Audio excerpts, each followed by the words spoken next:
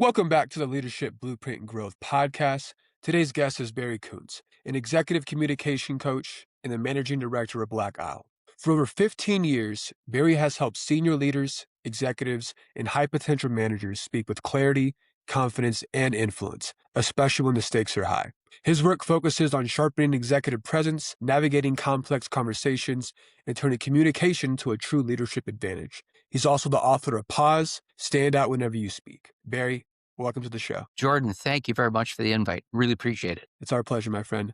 Now, Barry, how would you describe the work you do in leadership, in executive development, or coaching for someone hearing about you for the first time? Well, one of my clients recently called me a light switch. He said, Barry, you teach me how easy it is to light up a room whenever I speak. And I kind of took to that. Really, what I do is exactly that. I teach people how to stand out whenever they speak, whether it's presentations, sessions, even answering questions, because I think most people would agree that it's a critical life skill to be able to speak and impact people. No, absolutely.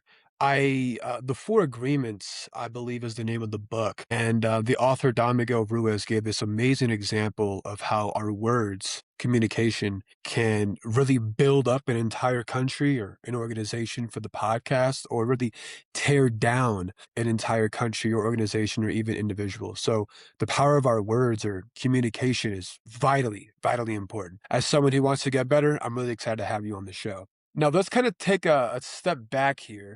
I suppose what led you into this profession specifically? Was there a moment in time where you said, I actually want to make this pivot and become an executive communication coach? Well, it kind of came as a surprise to me because I was in the automotive field. I worked for General Motors in Canada. And one day the VP of HR walked in my office and said, Barry, I hear that you're giving a lot of people, you're mentoring them. And I said, yeah, I am. Am I in trouble? He said, no. He said, we understand it's going really well. Why don't we send you off to GM University and spend a week or 10 days there and we'll train you into being a legitimate executive coach. And I said, yeah, sure. And I just loved it. I really did. And that's where the interest came. And then when I retired from General Motors, I ran into somebody I'd hired to come in to teach our president how to speak. And he knew I was retiring. He said, Barry, what are you going to do? And I said, well, I'm not sure. He said, well, why don't you join me? Black Isle. I'm going to Hong Kong, set up operation. You run the North American operations and we'll see where it goes. And that was 15 years ago. And it's very, very rewarding. It's gratifying because I get to enable people to tell their stories, share their ideas, sell their products and services. It doesn't get much better than that, really. No, absolutely. Awesome story. Thanks for that. Let's see. When working with clients or executive teams, as an example, what are the frameworks or methods you like to use so they can become better communicators? Absolutely. Well, there's three frameworks, but they really all boil down to skills. And I'll underscore that because when I work with somebody, when I teach them and we go through that first session, I teach them the mechanics, but it's like learning how to play the piano or how to throw a football. If you really want to do it well, you've got to put your shoulder into it. The first part is how to frame what you say for ultimate impact. The second is how you deliver with compelling style. And the title of my book is a real hint on what that's all about, pause. And then the third skill is how to say a message so that you don't wander off aimlessly or you don't forget important points. Sit down and say, whoops, can I stand up again? And I forgot something. Well, you just can't do that. And so those three frameworks work really well. And to tell you the truth, when a client has that in hand, they can be as good as or better than the best speaker they've ever imagined. And that goes a long way. I mean, think of Barack Obama. Think of Maya Angelou when she was alive. Bill Clinton's a pretty good speaker, I think still. All of these people use the same technique. And if they can use it, so can we. And it's very simple. It's very straightforward. Framing is so vitally important. I own a marketing agency or marketing business by trade, so I'm in sales and marketing. I love, customer facing activities. Framing material, even in my line of work, is vitally important. I also think as a leader, when you're framing specific problems or challenges within an organization, how you frame that as possibly an opportunity for growth or a way to get better at your line of work, I think is vitally important as well. The part where I struggle with the most, Barry, is the third one. I tend to go off on these tangents. I forget what I'm saying in the middle of my sentence. I'm like, "Wait, what am I even talking about right now?" So that's probably the one I can work on the most. Well, Now go it's for it. not uncommon, Jordan. It really is, honestly. When working I imagine you're working with me for a second. What is essentially the process that you would utilize to enable me to become a better speaker? I know you gave the framing, conveying a compelling message, and then staying on topic, but Well, I I'll guess, just yeah, I'll just take you through a little bit of each one and that'll give you a sense because in our first session, if I'm doing a one-on-one arrangement, we have about an hour, hour and a half. If it's a workshop of maybe 6 or 7 people, it could be 4 to 6 hours, if you will. But let's start with the framing because what I found is that the overwhelming majority of people, even accomplished and well-intended people, when they get up in front of an audience, want to set the context, go over some of the research, some of the background. And the audience, meanwhile, is saying, Barry, please, please don't tell me everything you know about the topic. Just tell me what I need to know to understand, to support you, to ask the right questions. And so the pyramid that I use, a presentation pyramid, starts with a conclusion. Now, you might say, well, Barry, that's kind of backwards, but let me define it. The conclusion is the one thing and the one thing only you want that audience thinking or doing when you stop talking and walk off stage. Because again, people don't need the context. You don't just throw it out there and say, pick what you like. You start with that conclusion. That conclusion can be, I can make you $1 million in the next 30 days. Well, somebody's going to hang on to that. I know I've just met Barry, but I'm going to give him a chance. Then you still stay away from the evidence. And what you do in the framework is you try to answer the W5H questions: the what, the why, the how, the who, the when, and the where. The what, the why, and the how are always included in a business presentation. And you've always got to make sure that you announce them right after your headline. The last three sometimes are incidental. Who it's us, when it's now, where it's here. Well, if that's the case, don't spend a lot of time on it. And when you do that, you can keep your presentation nice and concise. And that sets up the evidence. What you do is you include evidence that only supports the main points, not nothing else. And that makes it nice and tight. And what it does too is the direction of your talk goes from top down. Why is that important? Because the audience is with you inside that pyramid, sorting it out. If they have any questions, they'll come where you want them, inside the pyramid, oftentimes in the order that you want them. You lay that out and then don't forget to close. And you close with an evocative statement, a question, a call to action, who does what by when, and you've got it nailed. That's the framework. That's Now, amazing. the delivery technique, again, imagine, because I think everybody would agree, politics aside, that Barack Obama is a captivating speaker. I mean, he won his first term of office, not because he had experience. He was a lot of first term senator, law professor before that, but he captivated the nation. And so I use him as an example. And when you watch him, the first thing you notice is he's not perfect. And I don't want my clients to be perfect. I want them to focus on being remarkable. And that's so much easier. And you're remarkable when people remember you, not just for that moment you're speaking, but for days, weeks, even months later. And when you're done a presentation, they'll come up to you and not say, good job, Jordan. I mean, the good news is they're being sincere, but really what they're saying is, better you than me. I don't want to be up there. But what I want those people to do is to come up to you and my clients and say, you were talking to me. You got me thinking. Can we maybe grab a coffee and move this idea down the road? That's when everything sits Mm. well. So again, when we stand in front of people, we seem to think we've got to be perfect. We've got to speak in complete sentences, the commas and periods, because that's what the audience wants. But I say, no, that's not. What the audience wants is they want the authentic you. And I prove to my clients that they don't speak in complete sentences when they talk the most in a relaxed conversation, kind of like what we're having right now. We speak in bursts of ideas separated by pauses. And when you can master that, it really goes a long way to making you an effective speaker, especially when you combine it with the presentation pyramid. I love the pyramid concept. I like how when you said whenever you are starting a presentation, you want to end or start with the conclusion, begin with the end of mind, kind of like the topic of the conversation. Definitely a key note I took away. In regards to not being perfect, I think that's where a lot of, I'm just going to talk about me specifically here. I think that's my biggest hang up is because I'm so nervous and so fearful. What if I mess up? What if I do this, that, etc. And But we're humans, right? Everyone does make mistakes. I feel like if I was a little bit more self-compassionate or have more compassion for myself, I would probably nail my presentation or at least do better than how it was in the past. You know what I mean? Oh, absolutely. But it's letting go of that I've got to be perfect because you imagine this, you're walking down a path and duty bound, you got to keep going, but you trip over something. You look behind to see what it was. We're going to keep on tripping. But when you realize that some ums and ahs, maybe the odd mistaken word is not a bad thing because we do it in the last conversation, you keep on going. And if you structured your presentation for impact, nobody's going to notice. But it's really amazing to me, even though we talk all day, every day in the last conversations, we still think we have to be perfect when we stand in front of a group of people or thumbnail is lit up. And 8 out of 10 people have some sort of angst Mhm. around speaking publicly. But when I work with them and I show them just how easy it is, just you frame, you deliver, you say a message, you embrace, practice, and master those skills. And again, you can knock the socks off of any presentation you make at any time. Were you ever fearful, obviously before you mastered the craft, were you fearful of public speaking? Yes, absolutely. As a matter of fact, in grade school, I remember we had a public speaking assignment, and the teacher gave us it felt like an hour, but it was maybe 3 or 4 minutes to stand in front of the class to present on whatever topic it was. But she said this: she says, "Don't bring any notes, memorize." And I think we've all been taught that way. Well, here's Barry gets in front of the class and nothing. It felt like an hour, but it was probably only 30 seconds. She said, "Barry, that's okay. This is a 2 day thing, so you can go back tomorrow and do it."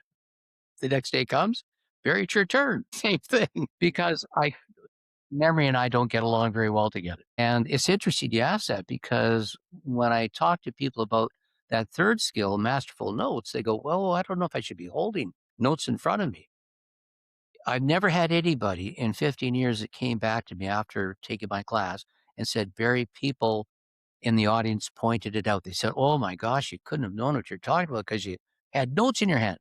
Never happens because when you use them properly, they disappear Mm. and people are really, really engaged. They're all in hoping for you in the first 30 to 60 seconds because they hope you're that 1 out of 10 that's the great speaker. But after 60 seconds, if you're not, then you start to lose them. But if you start off really well, they'll stay with you. That's what my techniques do. They keep those people engaged. It's really cool. No, 100%. If people have, notes or their paper in front of them, I don't mind or nor I'm indifferent about the subject. If they're reading from it, look with their head down the whole time, then it's a bit different, right? Well, that's you're absolutely right. You hit the nail on the head because there's most experts that do what I do would say that you want to look at your audience between 80 to 90% of the time. Why? Because that's what we do when we're having a last conversation with people, right? But what they miss oftentimes is when you make eye contact. So think about having a coffee with somebody. When it's your turn to talk, you'll look at them in the eye as if to say, Barry, you paying attention. Then out comes your idea. Now, might be a lengthy one, so you look away for a moment. But as you complete it, you come back as if to say, as you're finishing it, did you get that? And when you can incorporate that behavior throughout the conversation and throughout a presentation, you're living up to the 80% contact rule and when to make the right contact. And so people just love you to bits because and you really alluded to this. When people are using notes, whether they're accomplished politicians or corporate executives, they get 80 to 90% eye contact with their notes. It's backwards. Absolutely. When you are giving a presentation in front of the masses, whether politician or executive, boardroom or your staff, etc., do you imagine you're speaking to one person in general? You imagine you're speaking out to a Yeah. and I don't necessarily mean you only make eye contact with one person. I mean, like, the message that you're conveying is directed towards one person. Obviously not obviously, but you would wanna scan the room, if that makes sense. Yeah, no, I'm gonna scan the room. There's no doubt about that, and I wanna make sure that everybody knows that I've included them. It all hinges on the opening, that conclusion, and the headline, because I wanna make sure that I attract the whole audience. Just 1 or 2, but everybody. And, of course, I'm gonna do a bit of research on who that audience is. Are they a finance group, an engineering group, whatever the case may be, so that my framework can accommodate that. With absolutely. With that being said, do you have a specific, organization type or client type that you like to work with, or Well, it's interesting that you ask that because I do a lot of work with financial companies, banks particularly. But I've got software companies, I've got security companies, I've got it goes from soup to nuts. And my youngest client is 8 years old, not an executive, but 8 years old. I say that with tongue in cheek because one of my clients, a banker, called me up after I'd worked with her and she said, "Barry, I just had to call you." I said, "Okay, Jen, what's up?" She said, "Well, you remember all that stuff you taught me 2 weeks ago?" I said, "Yeah, I do, of course." "Why?" She said, "Well, my son, Matthew, he's 8 years old. He had a public speaking assignment and I taught him everything you taught me. He got an A plus, Barry." that's amazing, heck yeah. But that's one of my greatest success stories. What it shows is that the techniques I use work for anybody and everybody, and I like that. I do. That's when you know you really mastered the craft, because when executives can understand it, but more importantly, if a kid can understand the frameworks and the message behind it. Now that's awesome. Do you have any other examples with maybe an organization as a whole, or maybe a C-level executive where they did work with you one-on-one and they achieved the outcome they were looking for, if not a better outcome? Well, yes, and typically it's people get promoted. That's what they're looking for. Got it. So it happened 2 weeks ago. One of my clients, I've been working with him for about 3 months, really wanted to make it to the next level in an energy company. And he got to that director level. Happy as can be. I was working with a lady at one of our national banks that wanted to get to the CFO level. She got there. And then a gentleman who was a managing director when I first started to work with him and was a great presenter, but sort of like Tom Brady, one of the greatest throwing quarterbacks in the world, I think was. And this gentleman was a great speaker, but he wanted to get that much better. 3 years later, he was promoted from managing director to the CEO of that particular bank. So it's always being able to just ratchet up one or two more levels and know you're on the right path. This is gonna sound like a silly question because, I'm maybe not experienced as the audience out there, but why does your ability to communicate effectively significantly increases the probability of you being promoted into a director or VP or CXO as an example, or C something O, C double exec? Well, it all boils down to executive presence, gravitas, and you've seen it where somebody walks into the room and in that moment, you know that they've got it. The way they carry themselves, the way they talk, when they talk, how they talk. And I like to call them resolvers, facilitators. They aren't necessarily the smartest person in the room. They're comfortable with that. But what they are is somebody that gets everybody into the conversation, make sure that it's a safe place. Barry might be a talky talk, so I'll let him have his say. But Sally, who's in the corner that may not even think she deserves to be there, but has so much to contribute, needs to be coaxed a little bit, make sure that she feels comfortable and safe. And when you go around the room and everybody has had a chance to weigh in, then the solution is generally evident. And that's what these people do. That Uh, makes so much more sense. People that you want in the room. Absolutely, absolutely. Because when you can speak elegantly, you can truly move an entire room. And when you get everyone involved, like you said, they're going to feel safe with you. And they're probably not because of your title, but because of the way, like you said, you carry yourself and communicate. I now view you as a leader, someone who I can trust. No, that makes a lot of sense. And you hit the nail on the head. They don't have to be the one with the title. But those are the people that I have found that actually move up through the organization. The ones that do not have to be the first one to be right. There's always a Right. closing when that happens. But these are the people that just manage to maneuver the conversation to a conclusion. Gotcha. It's a definite art. There's no doubt about it. 100%. The art of speaking is a real thing. On that note, let's see, over the next 1 to 2 years here, what challenges do you foresee becoming most dominant in the world that we live in today? In regards to communication. Well, easily for me, it's be relevant. Be relevant. And in this ever changing world, being relevant is so important. I was just involved in a webinar this morning where they're talking about AI agents and such, and I can see that becoming a part of my repertoire because I'd love nothing better than to scale what I do beyond Barry so that my avatar, I'm working on that. His name is Barry too, TOO, is so that if somebody wants to practice, they can come to that AI agent and get coaching and counsel on the framing, on the delivery of that particular talk, and have 24/7 access to it. And I think in this day and age, if we don't stay relevant, we can No, absolutely. On that note, Barry, what is the best next step if someone wanted to explore your work further? just to give me a call. Absolutely. You had to hold me on the phone, through email, or my website if they want, and love to chat with them. Can you give us what the website is? Yeah, it's stand out whenever you speak. StandoutwheneveryouSpeak.com. Perfect. Barry, any closing notes you want to leave the people with, or even me? Well, I just want to thank you again. This has been really enjoyable and a lot of fun. And I hope it's been of some value to your listeners. I definitely think so. I get a ton of value from this. And I do want to say this on air. I love your presence. It's very calming, extremely confident and strong. So I just want to acknowledge that within you, my friend. Thank you so much, Jordan. Of course, audience, thanks for tuning in. We'll talk to y'all soon.